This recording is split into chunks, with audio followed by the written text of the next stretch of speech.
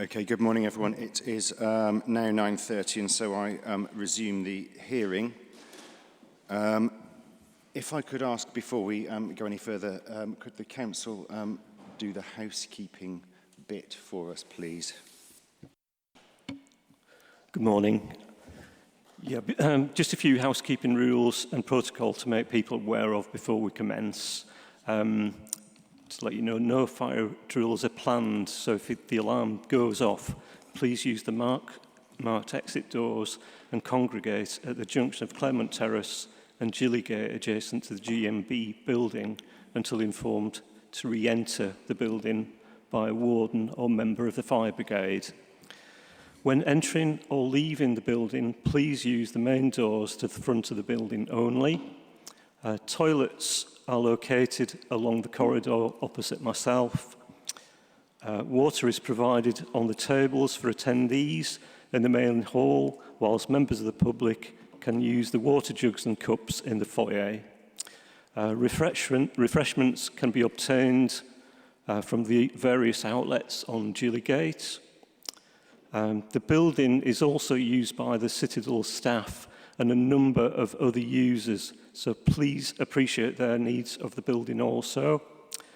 Wi-Fi and password details are displayed at the signing-in tables and behind me on the wall. Please can you set phones to silence? And when speaking, please turn on the microphones and speak clearly in the mic.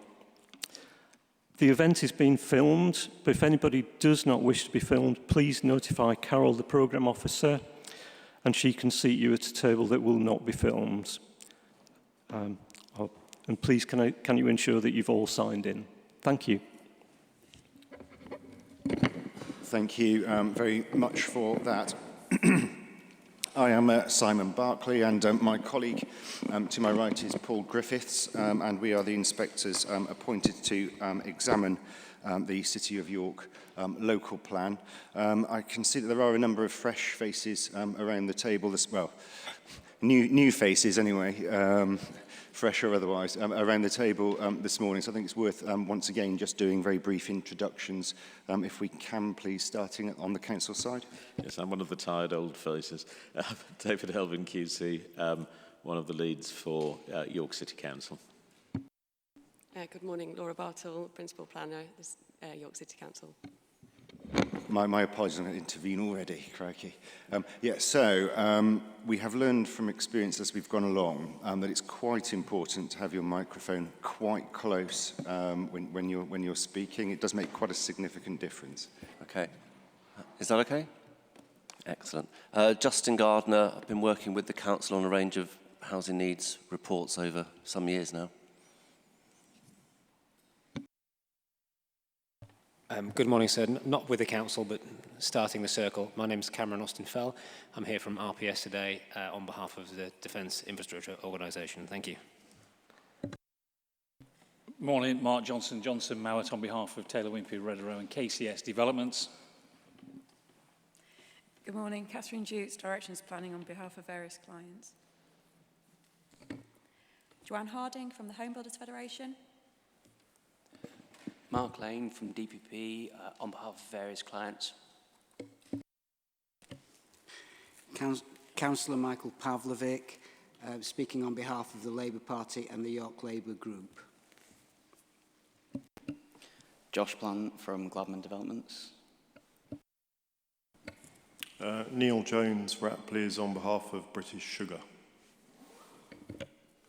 Steve Secker from the York Property Forum, representing the Chamber of Commerce. Eamon Keogh from O'Neill Associates, representing Galtrays Garden Development Village. Anthony Pollard, Turley, representing L&Q Estates. Mary Cook, barrister and partner at Town Legal, representing LDP.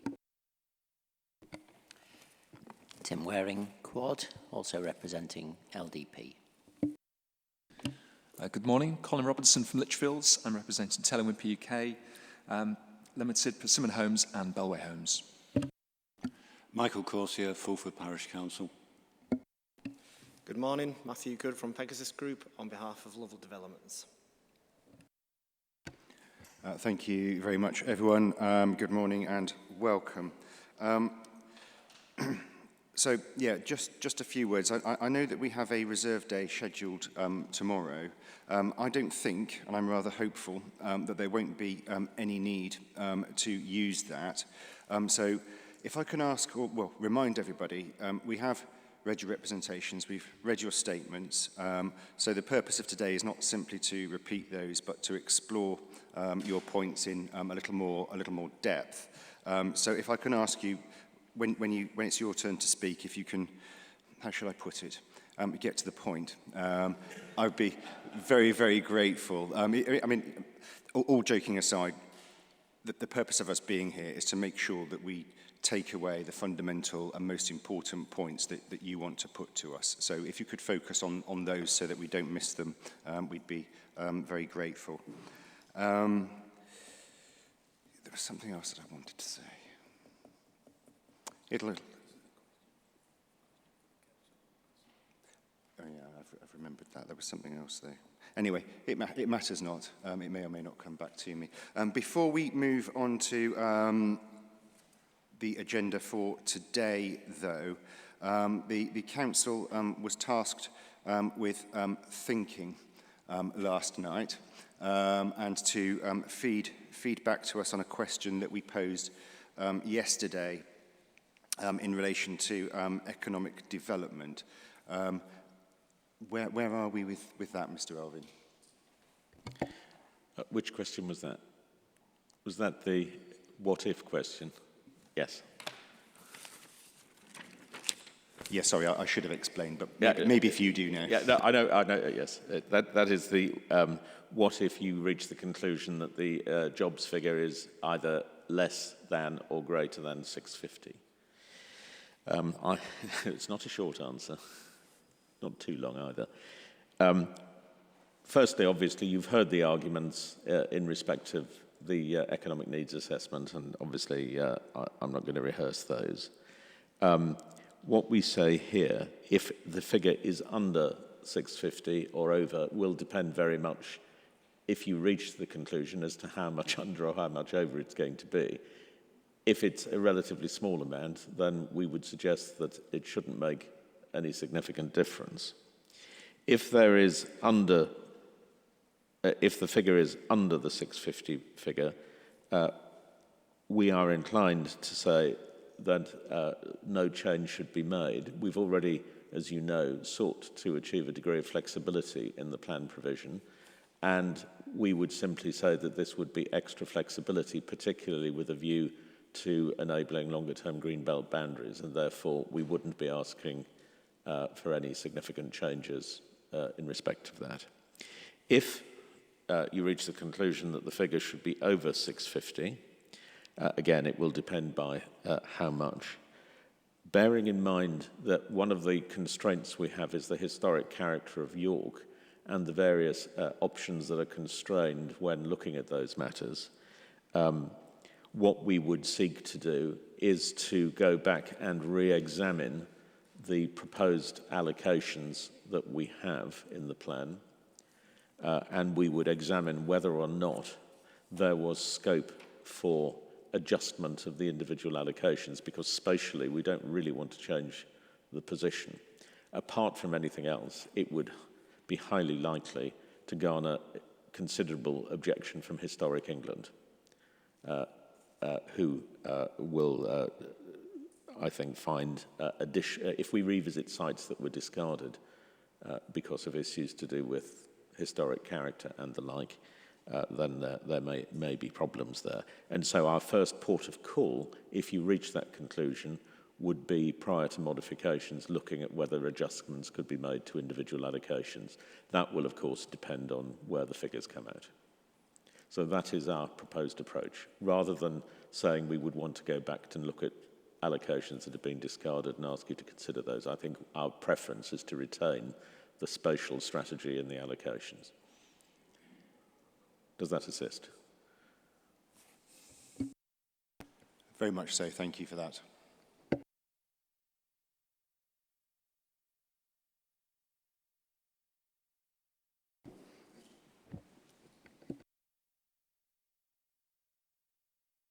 Thank you very much, Mr. Robin.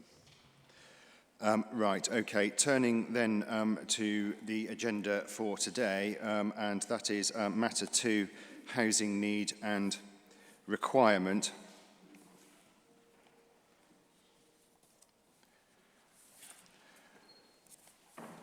What I am going to do is break it down quite simply and deal first off with the question of the objectively assessed housing need, the OAN, and having then done that, to move on to the question of the housing requirement, and taking care as we go along that we don't confuse the two. So first of all, Mr. Irvine, I think it would be very helpful to us and hopefully everybody else here if the council were able to give us a very brief and focused run-through of how you have arrived at the OAN. Happy to do that. I'm going to make a couple of general points, and I'm going to hand over to Laura Bartle, who will give you the summary as well. The first point is that we have gone over a number of points of principle already, because, of course, part of the Phase 1 hearings were directed at these issues too, and I appreciate the reason you've raised the matters again for updates and changes in circumstances, and I'm not objecting to it, but I would hope we wouldn't have to rehearse certain matters again. And the first of those, which I have noticed is rehearsed again in a number of the statements, is attempts to make points about the standard method. That is, of course, assuming that the standard method survives the massive bill that was dropped on us yesterday and the various statements that Michael Gove was making in the press yesterday. We have, I think, 167 new provisions plus 17 schedules and a lot of changes planned in the local plan process. And indeed, we're going to have the national development principles, which will become effectively like the statutory development plan, and they will limit what local plans can do. So the landscape is going to change very radically. But nonetheless, the transitional provisions remain in place. We are not required at this stage to apply the standard method. It is notable that if you look at the current version of the housing and economic needs section to the PPG, it retains the transitional provisions, and indeed it's in a box right at the beginning. So government policy has not changed, which is we are a transitional plan. I'll come to the consequences of that in terms of review in a moment. And of course, it is not open to parties to the inquiry to challenge government policy. That's the Bushell case. It's a fundamental. We are where we are with national policy, and that remains. So I would hope we wouldn't need to have any debate about that, despite what appears in a number of the statements. The point then follows as to, well, where does that lead in terms of review? And I've already referred, when dealing with review on Tuesday, with the plan-making PPG guidance at paragraph 62. That's ID 61-62. 20190315. The transitional provisions, as I say, remain in place, and it is inconsistent with the retention of those transitional provisions effectively for parties to say, well, in that case, you must review on day one, because there'd be no point in the government retaining the transitional provisions if you immediately had to review the plan. What government policy requires in the NPPF and in the PPG is that you keep your housing land supply under review. And whilst there will obviously be a need to review the position at adoption, that will have to be reviewed, A, in the light of the supply figures that come out when the plan is adopted, and secondly, in the light of whatever it is we're supposed to be applying now to the review. And that, as I say, may change. But assuming it's the standard method, then we will have to undertake a review. We are obliged to do that in any event. As you know, there's a requirement to maintain at least 5 years' supply and make sure that that's in place. That does not mean there should be an automatic review. It means we have to monitor it and make sure that we meet those requirements. I should also add, you'll recall I mentioned the formation of the new unitary authority for the rest of North Yorkshire, which comes into force in April next year. The guidance, and you heard something about, oh, well, old plans may be continued. The guidance is that the new combined authorities may only keep that guidance for no more than 5 years.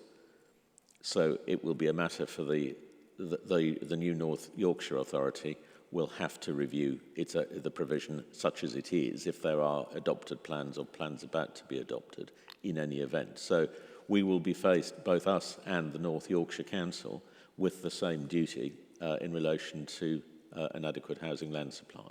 So I resist the suggestions that are made that it requires immediate review. That is inconsistent with the transitional provisions. But of course I accept the need to keep under review whether there is a sufficient land supply, and that will require consideration, of course, at the time of what methods are applicable to assess it and the data at the time.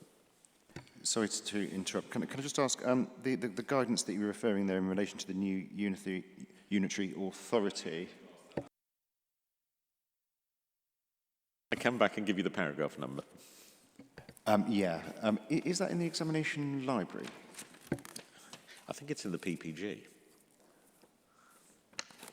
If you let me just, I've got so many notes. It's no, that's fine. If it's I will come back. It's in the PPG somewhere. Okay, no, that's fine. If it's in the PPG, that's fine. Yep. I understand. Yes.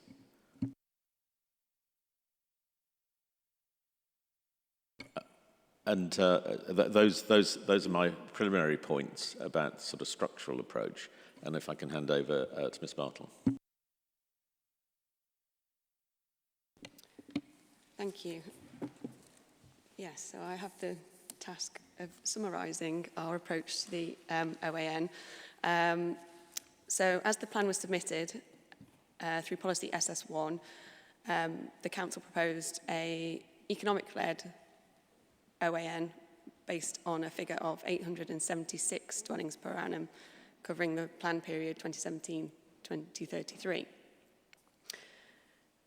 In advance of the Phase 1 hearings, the Council took account of the latest available evidence and information, so a requirement of the PPG, and assessed the implications of the 2016-based subnational population projections which had been released. That work was undertaken by GL Hearn, and the analysis is presented in the Housing Needs Update of 2019. EXCYC 9 is the reference for that report. GL Hearn's conclusions were that there was a meaningful change between the 2014-based figures and the 2016 figures, and that led to a significant fall in demographic need. So taking the 2016 base figures and translating the 650 jobs per annum on which the council's economic strategy and ambition is based upon, led to a revised OAN, or proposed OAN, of 790 dwellings per annum. That was, in that 2019 update, that figure was set against an understanding of a demographic starting point, which is identified as being 484 dwellings per annum. And a series of assessments were undertaken to understand scales of uplift that may or may not be required to be added to that in terms of market signals and affordability and affordable housing. The conclusions were that in applying either any of those uplifts, in any event, the economic-led OAN was a higher figure, and that was the one that was advanced. In 2020, further analysis was undertaken of the 2018-based projections, which were released soon after Phase 1 hearings. And the Council gave due consideration to these figures, and that formed the basis of the Housing Needs Update 2020, which is reference EXCYC 43A. That generated a demographic starting point of 302 dwellings per annum. And again, considerations were given to whether or not uplifts would be applied to that figure, and they were set against a context of what the economic-led figure would be. Again, the translation of the 650 jobs per annum using the 2018-based projections, which in this case, GL Hearn's conclusions were that the range was between 777 and 778 dwellings per annum. And in conclusion, that no real meaningful change had been established from what the 2018-based projections were suggesting and the 2016 projections with regards to that translation of the economic jobs growth to the housing figure. And similar conclusions in terms of uplifts were considered.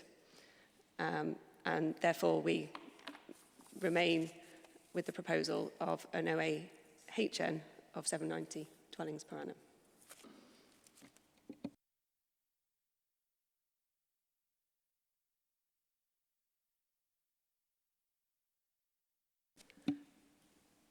In terms of moving that from the OAHN to the requirement, that's established by consideration of some shortfall that's identified between 2012 and 2017, which requires an additional 32 dwellings per annum to be included, giving an overall housing requirement of 822 dwellings per annum. And if I recall correctly, do tell me if I have got it wrong, but that 32 was a result of applying that OAN retrospectively, in effect, to the period 2012 to 2017. Indeed, apologies, yes. Yeah. In the absence, you say, of any better way of measuring what the need was in that time. Correct, yes. I can give you the PPG reference now, thanks to Mr. Henderson. It's in the Housing Supply PPG, and it's paragraph 25, ID 68-025-2019-0722.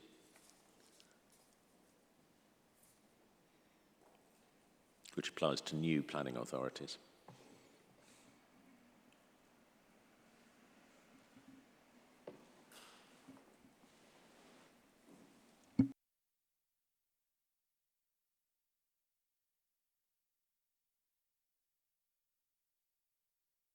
Okay, thank you very much for that. So just so that I'm absolutely clear then, the OAN on which the Council relies, if I can put it that way, is the 790 dwellings per annum established through the earlier Housing Needs Update of 2019, having then considered whether or not there's any meaningful change in the light of the 2018 projections.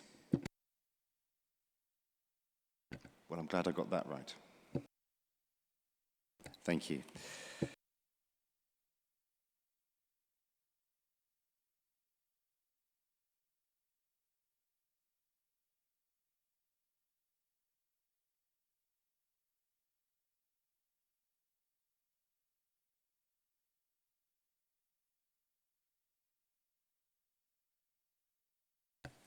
In terms of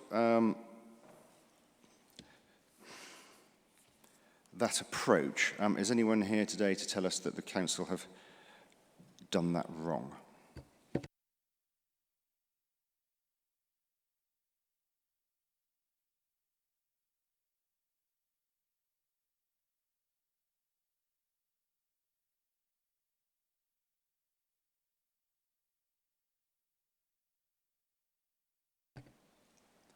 If everyone else thinks that they've got it right, I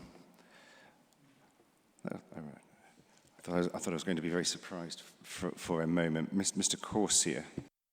Sir, we agree with the principles of how they've assessed the OAHN. What we disagree with, as you know from our statement, is the addition for needs unmet before the periods. Just to flag that up, sir.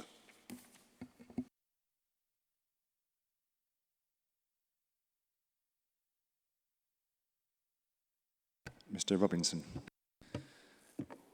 Thank you, sir. I don't know how much detail you want me to go into, but obviously just from the outset, we don't believe that they've come up with a robust OAN. We believe that elements of it, in terms of demographic modelling, is accurate, and I'm happy to talk a little bit about that and how the starting point has been derived and whether we agree with that. We disagree with how they've applied some of the, or how they haven't applied some of the mechanistic approaches, such as the application of market signals and missing out a number of other steps that they might wish to have done. Whether that's more appropriate to consider later on in the session, relevant to the various questions you've set out. I'm happy to go into detail now or wait until a more suitable time. Yeah, I mean, as Mr. Irvin pointed out in opening, we have looked at this before. It's a bit difficult because, you know, in working out whether or not there's a meaningful change, you have to go through the process again, don't you, to establish, in effect, what might be another OAN and see if there's a meaningful change. In this case, you say that there isn't. So to some degree, it's fair game for people to pick on methodological, is that how you say it? Issues. But well, let me see where you want to go with that, Mr. Robinson. I'll tell you what. Can I just refer to your first point? How's the 2018 base projections provide the starting point estimate? So just taking point A. I mean, clearly GL Hearn. I know they're not here today. GL Hearn considered the principal projection wasn't robust, which is why they've modelled, quite rightly actually, why they've modelled a range of variants. They felt that these were, I mean, paragraph 2.7 says, these are more robust from a methodological point of view than the principal projection as they use longer term trends. And I think in the case of York, we agree with that. So to kind of finish off that... What are we referring to? I'm referring to the 2018 based household projections. No, what document are you referring to? You gave us some paragraph numbers. Is that the course, housing needs sorry update? For that. Yeah, that's been a while since I've done these. GL Hearn's housing need update, September 2020. Do apologise. So the point I'm making from that is that we agree that they're moving away from the 2018 based principal projection, which is extremely low, and towards the 10-year migration figure as the appropriate adjusted starting point, which gets you to around 669 dwellings per annum, is the right way to go. And from there, that's where we start to apply the other adjustments, which are probably more suitable to come on to later. I just wanted to point that out. We do agree that 669 looks reasonably robust as a starting point. I think it might be worth going into those other adjustments now.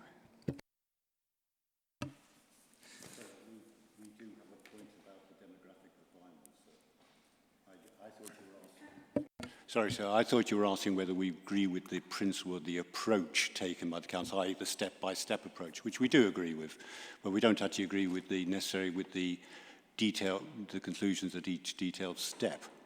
And we certainly do disagree with how they've treated demographic information. Yeah, no, sure. I'll come back to you after, Mr. Corsia. Yes, sir. Yeah. Mr. Robinson. Okay, well, I think the main point from our point of view is that the council seems to have dropped the demographic approach in favour of the economic-led one. And GL Hearn has failed to do what it did in its previous iterations of the housing need assessment and apply an uplift to the demographic starting point to address worsening market signals. And I know this is a point we've done, I wouldn't say to death in previous sessions, but I think it's really important to raise it again here. Do you think that's a problem? I do, because they kind of rather blasé say, well, it doesn't matter because we'd have to increase it by a huge amount to actually go above the economic growth. But that's because they've applied the market signals uplift to the 2018 unadulterated household projections. They haven't applied that to the adjusted 10-year migration one, which they say is robust.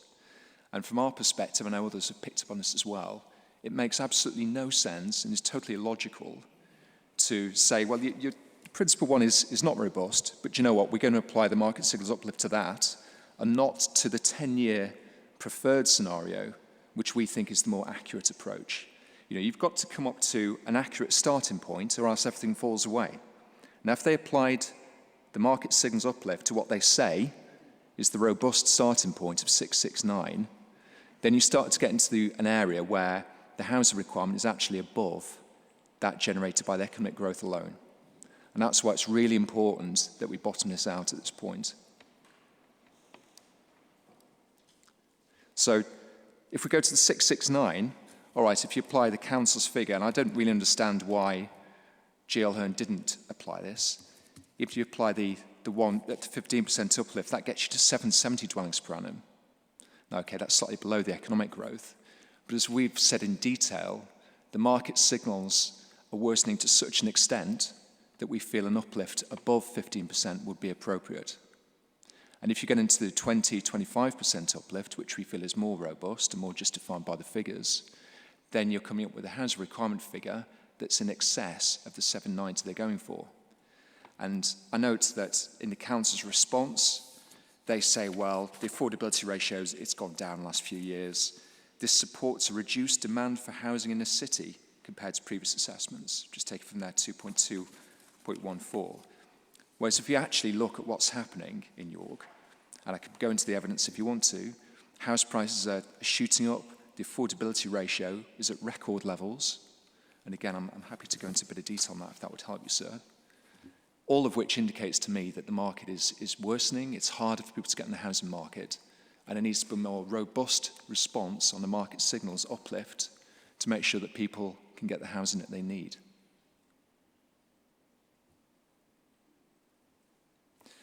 So, for example, if you look at the latest affordability ratios, which just came out quite recently, the lower quartile workplace affordability ratio for York is now 9.67 for 2021. Now, compare that with the English one. For the country as a whole, that's 8.04. Compared to Yorkshire, it was 5.65, just to put it in context. So that's people's ability to get to afford a house is significantly in excess of the country as a whole, including Greater London and the South East. And that's worsening. And we'll probably talk about the standard methodology, but the standard methodology figure has actually increased because of that affordability ratio uplift. So these suggest to me that there needs to be market signals uplift applied, and a figure of 20 to 25% will be appropriate.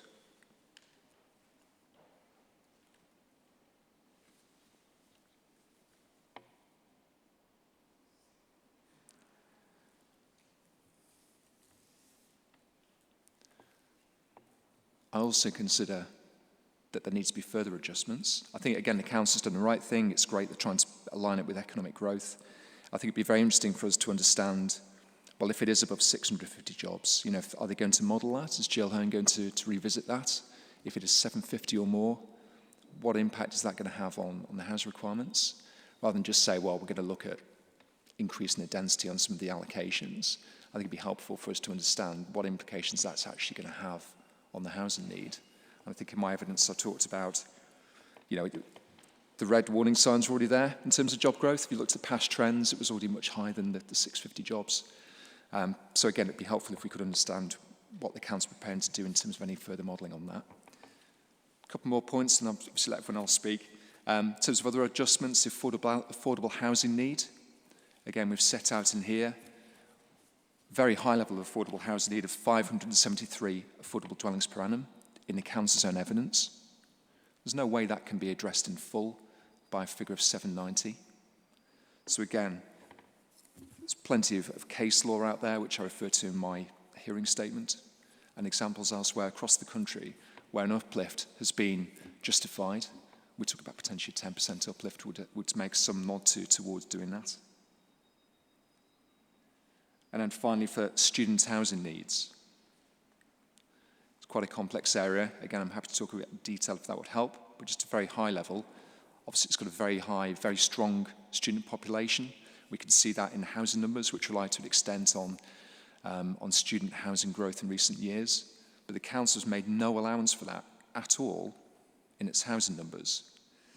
And I've reported some growth forecasts for the University of York and St John's, which suggest it could be in the order of about 10,000 additional students.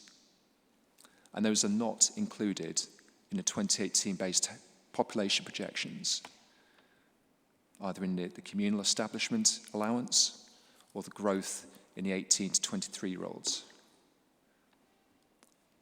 Now, in my evidence, I show that GL Hearn elsewhere across the country, and I use the Guild for example, have looked at making a further adjustment to correct this elsewhere, which can be quite significant.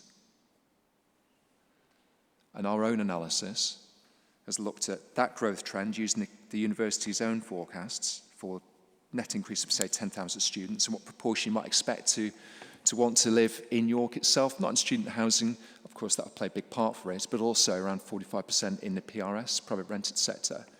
If you were to add that on, that could be additional 92 dwellings per annum.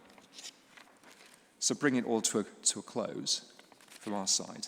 If you've got the 669 starting point, the adjusted 2018 projections, if you then have a market signals adjustment of 25%, that brings you to a figure of around 836. It's already in excess of the council's target. If you've got an upward adjustment for affordable housing of, say, 10%, that takes you to 920. And a student housing need of 92 dwellings on top of that takes you to 1,012, even before we get onto the issue of backlog. That 1,012 figure is not exactly a million miles away from the standard methodology figure, which is actually 1,028 as of April 2022. So it's a fairly roundabout way of saying that the standard methodology figure is actually not far away from all those adjustments to the OEN from the PPG approach 2014.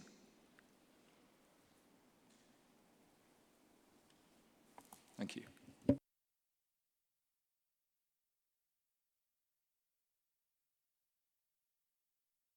Mr. Pollard. Thank you, sir. You'll have read through our submissions that we probably share quite a number of the challenges and issues that Mr. Robinson has just outlined, so I won't go into them in the same detail.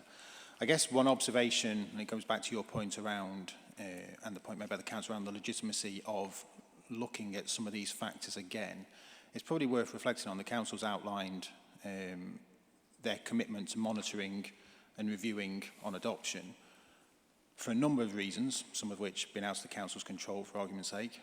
We find ourselves over 3 years, I think, from the evidence of this figure of need. In a 5-year review period, that's over halfway through. I can't help but think that that probably does add some legitimacy to looking at the issues. My apologies, Mr. Pollard. I didn't catch that. If you could maybe just move your microphone a little bit closer. Yeah. It comes to the point around the legitimacy of looking at some of the evidence and analysis and figures and implications again, and a point being that, as you've outlined, the OAN has its root in the 2019 study, and in a 5-year review cycle, we're more than midway through the period in which you'd be looking at that. So in the commitment to monitoring, clearly there is a legitimacy in looking at some of the informing analysis, because things change in that kind of time period. Things like the job target, which again is rooted in forecasts which are now very old, and again I know you discussed that yesterday, so again I'm not going to go in huge detail there, but we have some points to make on that. Market signals being another one. You've just heard the lower quartile ratio is 9.67. I'd add to that, if you like, that's the highest it's ever been in York. If we're looking at where we're on a trajectory, it's clearly been worsening significantly. And I think it's easy to say something around, a lower quartile affordability ratio being the highest it's ever been, and it's higher than the national, but it's the consequences of that. And having read through a number of the hearing statements, I note there's some strong submissions around the real consequences of that on households in York. I think I'd point you to one, I think it's by Julia Hilston, and colleagues from DPP are here on behalf, but there's some that highlights, if you like, just what it means at a household level, the fact that houses haven't been supplied and affordability gets worse here. The other, for argument's sake, this is a transitional plan. The world continues to move on. Government policy moves on. Yes, the transitional arrangements remain in place, but the government is clearly responding to circumstances that have been pretty fundamental in shifts from 2019. One of those responses has been very much a new government focusing on a levelling up agenda. one of the consequences we talked about, planning reforms, etc. We do have a white paper on levelling up which emphasises the importance the government places on areas such as York, in the urban centres, in delivering the homes that the country needs. So it is impossible to put to one side other factors and changes which have happened in that period, the standard method, the introduction of it, its retention being one. The last point I'd make, and it goes back to that point on affordable housing, Mr Robinson outlined the scale of need that the Council's own evidence identifies. It's an observation, but I believe that figure was calculated now 6 years ago. That's more than, generally, the guidance was always that it would need to be revisited in 5 years. Looking at the fact that waiting lists have increased significantly in this authority, my opinion, view, without having recalculated that, that it's certainly not gone down as a need, and there's every suggestion that it's actually gone up. So again, it's bringing it back to, does the concluded OAN stand the test of a reasonable judgment that things haven't worsened and it shouldn't therefore be reconsidered, and in which direction have those things gone? So we've got a number, I think, as per your agenda item, there's a number of points in detail that we can hopefully add in from our submissions. Thank you. Do you want me to come to you now, Mr Elvin, or should I take another point? Well, as Mr Pollard has pointed out, the Lichfields representation appears to represent much more comprehensively the views that are presented in different forms by other consultants. I don't think anyone's produced anything as comprehensive. I mean, you've got the Lichfield statement, and then you've got the detailed appendix. The question is whether anybody is saying anything different from Lichfields. I mean, I know Mr Corsier is, but I wonder if we can find that out first, because I don't want to respond and then we're getting the same points coming forward. So I'm quite happy to hang on for the moment, but I'd be quite grateful to know whether anyone is taking a different approach to Lichfields, because otherwise I'll focus on responding effectively to Mr Robinson. That makes sense. So, I mean, especially in terms of, apart from you, Mr Corsier, in terms of the generality of the points, at least, I know that different parties come up with different figures, but in terms of the generality of the point,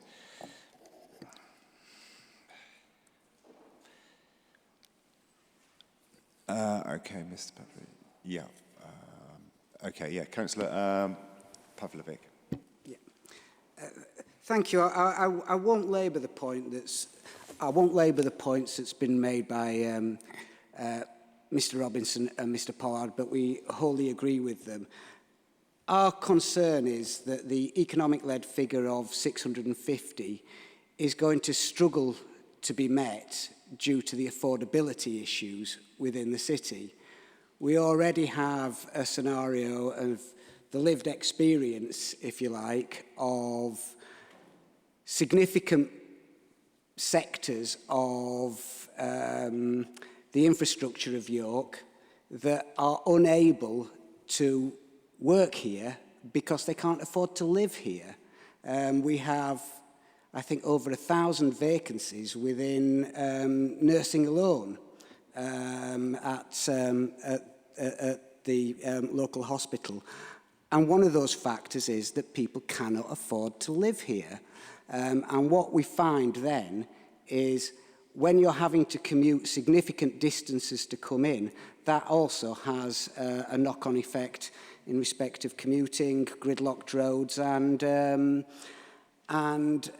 quality of life. So I'm not going to overstate the point, because I'd like to make that further down the submissions, but we would wholly concur with the points that have been raised earlier.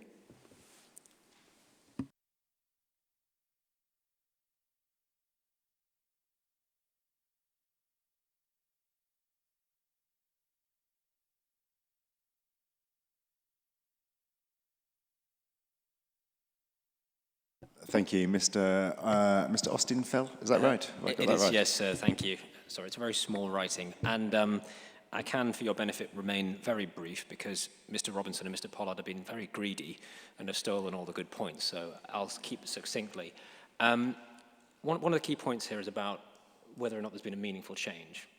And the PPG explicitly tells us in the context of 2A16 that we have to consider the meaningful change in the context of the projections, which change every 2 years and continue to do so. In fact, we'll probably see the next round of projections early next year. As a proxy this year, we have the benefit of the census, so a more robust set of information that will no doubt, again, provide us something different to have a look at. But is it not right that when the council review their projections, for them to rely on the same level of up-to-date information that they do for the other indicators? That is not something that we've observed with the 2020 Housing Needs Update, particularly in relation to indicators for market signals and employment trends. It's simply disingenuous to account for one set of information and not update the remainder of it. You know, a lot of our concerns here align with those already mentioned, and we're happy to speak to that effect in more detail. But the point we made as part of the phase 1 sessions remains. The council has not considered appropriately the impact of economic growth. We see in their statement right at the outset at para 2.2.16 that employment growth has been the biggest factor to the calculation. I wholly agree with that. Whether you update via market signals or employment, you need to have a look at the data in the round. But if you're making such an uplift to the demographic starting point, surely that input has to be the right one. And you'll forgive me because I wasn't at yesterday's session, so I haven't had the benefit of the exploration there.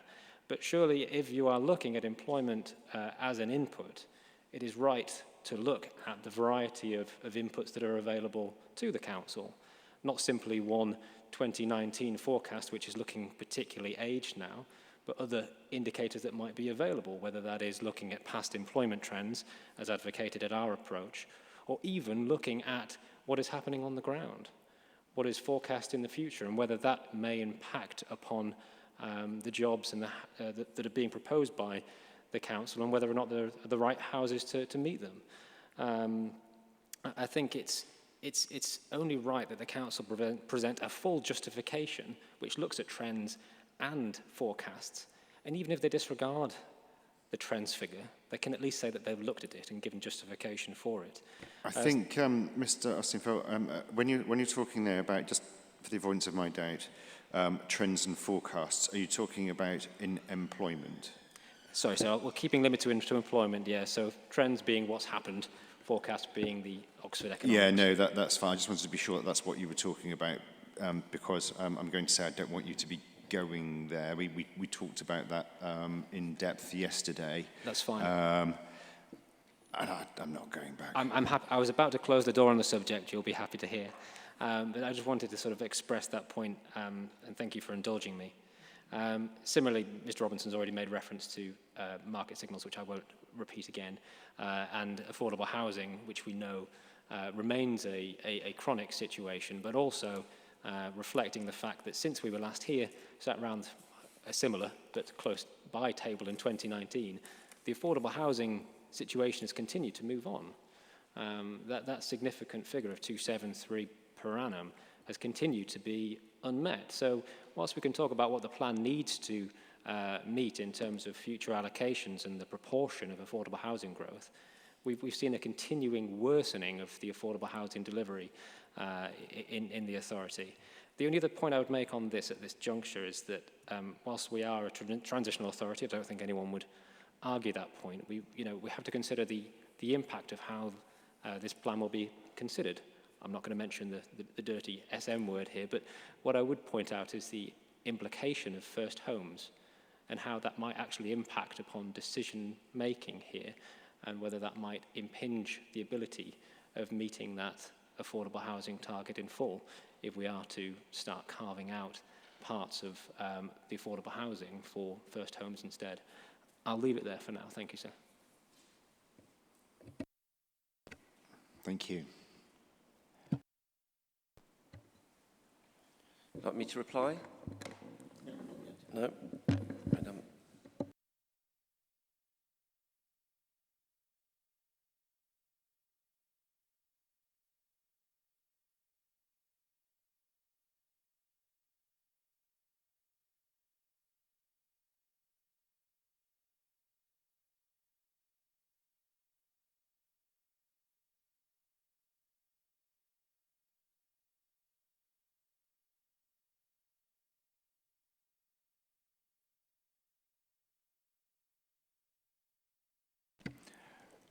Is there anyone else that wants to elaborate on similar points?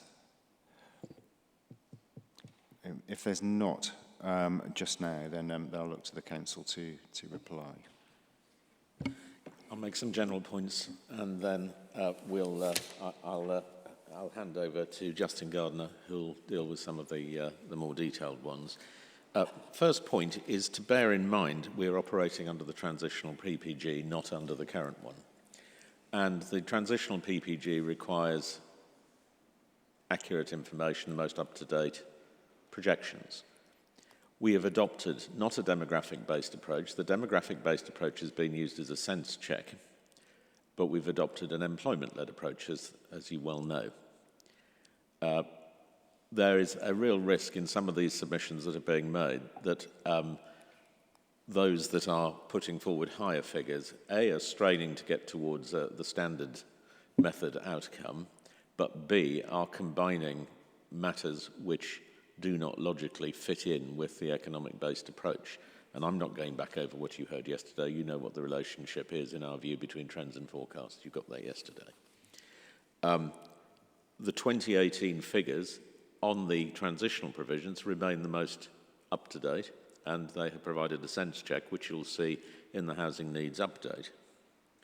It's not right to say that GL Heard in its latest update didn't consider the issue of what would happen if you looked at the 10-year migration figure and the like. You'll see that summarised, for example, in the conclusions to the 2020 report at 5.4 and 5.5. For those who haven't got it to hand, it's document CYC 43A, I think. And you'll see, for example, a series of variables are considered by GL Hearn, and they include consideration of applying the highest variant approach, which is the 10-year migration figure at 5.4.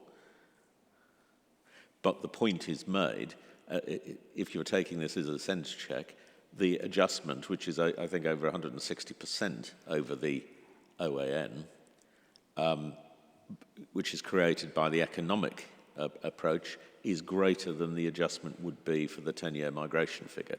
And one of the reasons, and I'm going to ask Mr. Gardner to go into a little more detail with this, but one of the reasons why you don't have the series of demographic adjustments is A, we're not applying the demographic model, but B, the cumulative adjustments of 20 to 25% suggested by Mr. Robinson achieve less than the increase over the OAN, which the economic projections create. Mr. Gardner, can I turn over to you to deal with the points in detail, please? Okay. Actually, that one might still be better. I don't know how much detail you want. I do recall going through a lot of this some time back. So I think we'll perhaps focus on this issue of, I suppose, 2018, which is the new evidence since the last time we sat around a table at the racecourse. Just for reference, we're dealing with this planning practice guidance, and so just, again, we've done this before, but I suppose key references in terms of demographics. 2A015 sets out that the start point is the latest, or is household projections. 2A016 sets out that the latest projections should be used, but the new projections wouldn't automatically suggest that any previous work is redundant. And 2A019, which deals with market signals, is quite clear that any adjustment for market signals is applied to that starting point. And I think that last point is quite important. Then can we have a look at the housing needs update of September 2020, that's CYC 43A, which is the document that Mr. Robinson gets his 669 figure from, saying that the starting point should be this 10-year trends with adjustments to take account of constrained household formation. And I just want to, and he's suggesting that we've ditched, we've looked at 2018, but we've ditched ONS's principal projection. I think just highlight a couple of things within that document. Paragraph 2.7, we've noted there's strong rationale for looking at 10-year trends and my apologies. Would you mind just slowing down? Sorry. Just ever so slightly, so that my note-taking can keep up. Okay.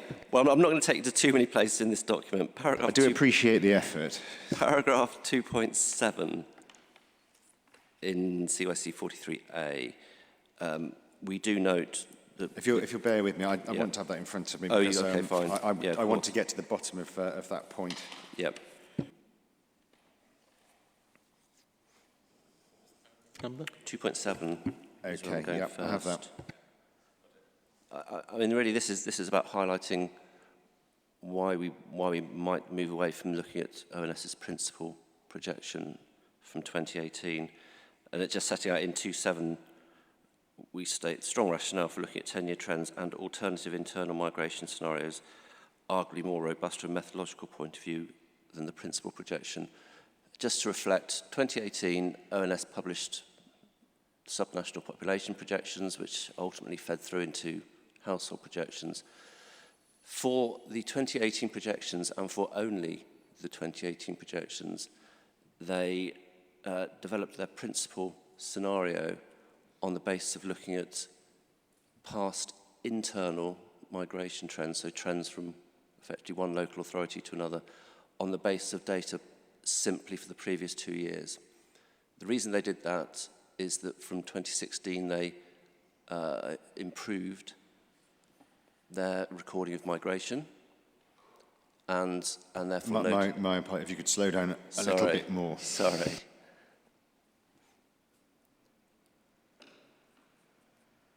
We're all right. So for the 2018 projections only, their principal projection was based in migration terms for internal migration on just 2 years of data. So I think our view was that that's not a lot of data to be using to be projecting 25 years forward. So hence why in 2.7 we've noted that there's merit in looking at the 10-year and alternative internal migration scenarios. Mr. Robinson suggested, therefore, that the 10-year is taken forward. Well, actually, that's not what we said. Paragraph 2.22 on page 10 of the same document, we've said we would see the variant migration scenario as being the more suitable to use for York. We note that it's largely academic as demographic housing need is lower than economic need.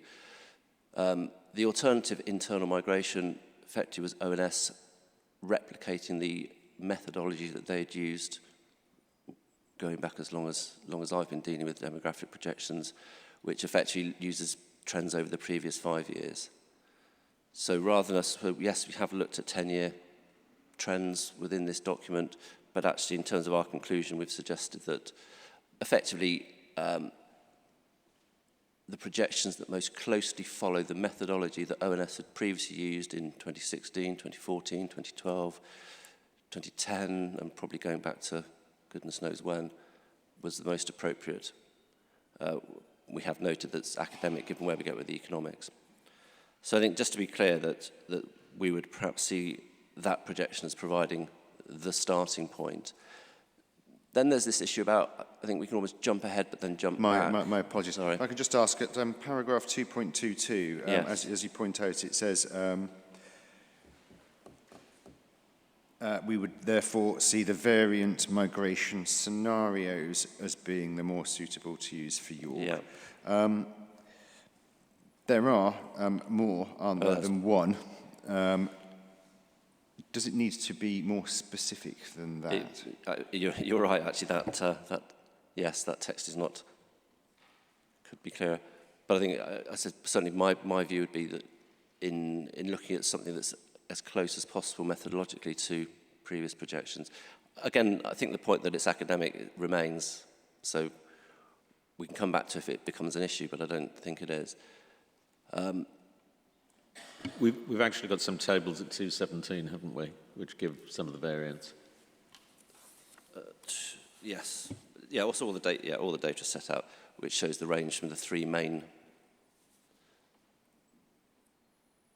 variants. This is a question about any criticism that you need to be clear about what your demographic starting point is, and that refers to more than one of the variants. The question therefore being, well, which one is it? I think what you're saying is, well, you've got a range of variants, and frankly, in terms of undertaking a sense check for meaningful change, it doesn't matter anyway once you apply the employment, because you're looking at an employment-led figure. Is that?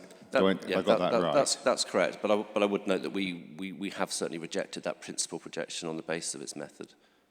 But I think perhaps jumping forward about market signals, we'll come back to this. We need to understand what is the purpose of the market signals adjustment. And my understanding, and I think everyone around the room, market signals adjustment is around providing additional housing to, firstly, allow additional households to form, and secondly, to provide opportunities for households that might seek to live in an area to be able to live in that area. So effectively, the market signals deals with potentially increasing migration and potentially increasing household formation rates. Now, therefore, Mr. Robinson is suggesting that the start point is therefore, he's picking out 10-year migration at 669 in Table 5.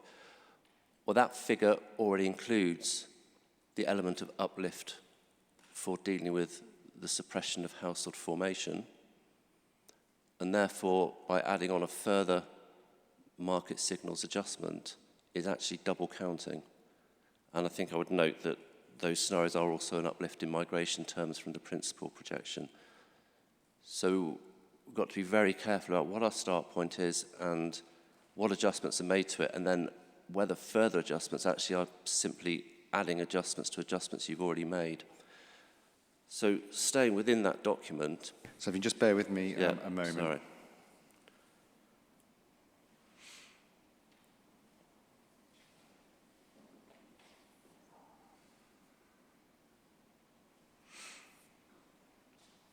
Just to be sure that I've understood that point, I think I've noted correctly that you said that 669 figure that Mr. Robinson referred to earlier, you say that includes for dealing with household suppression. Is that right? Yes, that's correct. That's in Table 5 on page 9 of that document.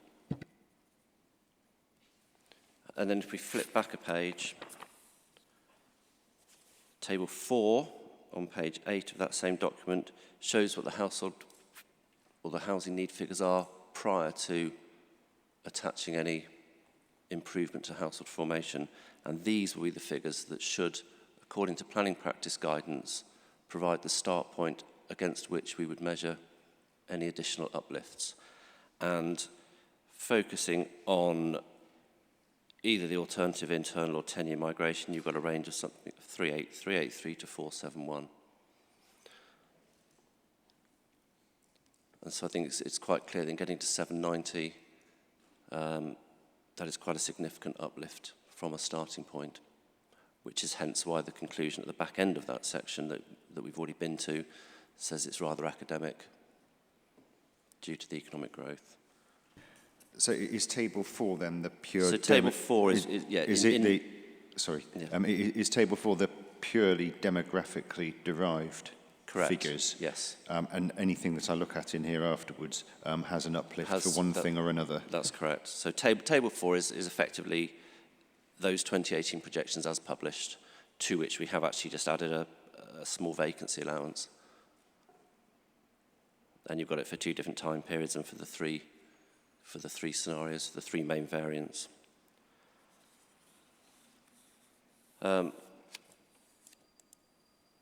I think that's as much as I wanted to say on the demographics, unless there's anything that you think I've missed. Mr. Gardner, can I just for clarification before you move on to your next point, the adjustments are applied, if we look at the PPG, to the starting point, is that right? That's correct, yes. Yes, thank you. Yeah, the other tables after table 4 have adjustments already, which I think is but yet Mr. Robinson is using one of those already increased figures to provide his starting position. And so, so I'm saying effectively, I don't have any objection to the suggestion that there would be a market signals adjustment, but it does need to be attached to the correct figure. Otherwise, you're simply double counting.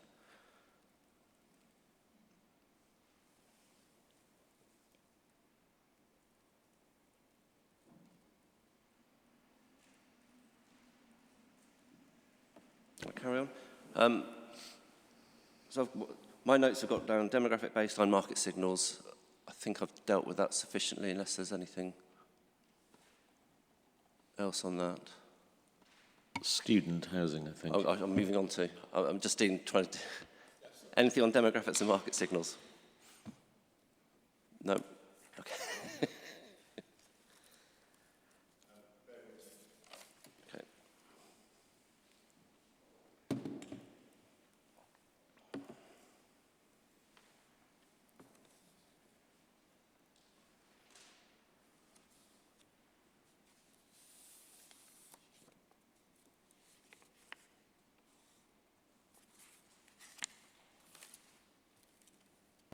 No, please go on.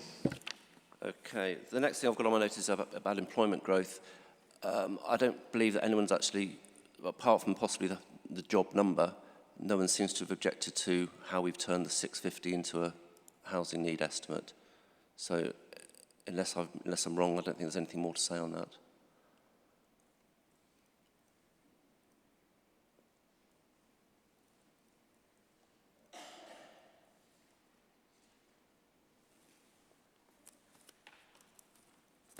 Does anyone object? Or does anyone think that that has been done incorrectly? If you could put your name down for the moment, unless it's in response to this point, if you're saying that they've got that aspect wrong, I just want to know who, or stick your hand up if you think that they've got that wrong. Okay, Mr. Corsia.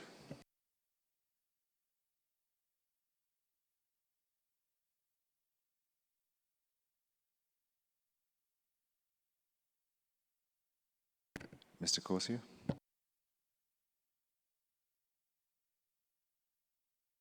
So we still have points to raise on demographics rather than on this. So which do you wish to take first? I thought we'd still deal with developers' concerns on demographics. I think you need to listen, Mr. Corsia, I'm afraid. Pardon? Yeah, what I'm going to do is I'm in effect dealing with people that say that the numbers should be higher first, and looking at that in detail. I know that you want to make an entirely different point about all of those things potentially, and I'll deal with that afterwards. So that's why I didn't think it was right for me to come in at this point. I thought the only question there was whether the methodology of the translation of jobs to housing numbers was disputed as opposed to the numbers. Yes, I did see someone put their name up over there, right.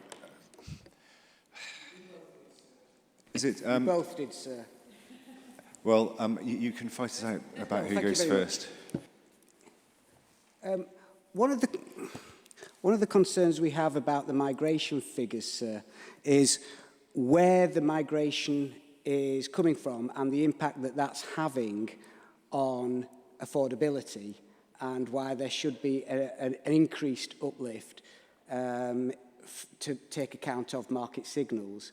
What we're seeing, and we got this data from the House of Commons Library, is a significant increase in people moving into York from the southeast and from London, who are therefore inflating the house price or keeping it at an incredibly high level. And we're seeing people moving out that are younger and that's impacting on household formation. So I did feel that the points that were being made actually make the argument. We've seen 63% increase of people coming into London since 2012, and a marked increase in the years from 2017 to 2020, which is the last data that we have. 8% overall since 2012 coming in from the north of England, 35% coming in from the southeast. And we feel that that is a really relevant factor that needs to be taken into account, sir.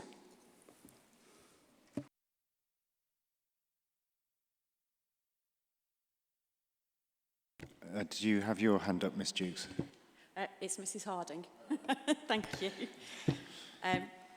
This isn't necessarily saying that anything the council have done is wrong. I just had a query in relation to the points we've just had raised about the starting point for where we apply the market signals. I was just wondering how the vacancy rate, the household formation rates, and the migration figures have been taken into account in relation to the economic proposals, because they are mentioned in the text. Obviously, we don't have the same tables as we did previously, but I just wondered how that would figure into I'm really sorry, I didn't understand that. We've just heard from the council that they were suggesting that the market signals uplift should only be applied to the demographic starting point. So they weren't going to take into account the household formation rates and the migration levels before that market signals was potentially added. That's not how I understood it. The listener, I'm afraid, has misunderstood what we've said. What we've said is that if you apply the adjustments to the starting point on a demographic basis, it would be a significant number below the increase that you get over the starting point with the economic figures.